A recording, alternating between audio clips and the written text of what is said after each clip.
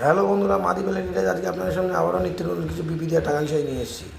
এই sari colour option 18 থেকে 20টা colour option হবে। এই শাড়িগুলোর নাম ম্যাডাম শাড়ি।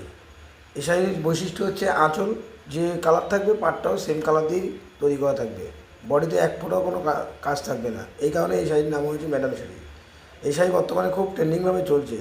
আর এই শাড়ির প্রতিটা কালারই কিন্তু খুব ইউনিক, খুব ট্র্যাডিশনাল কালার।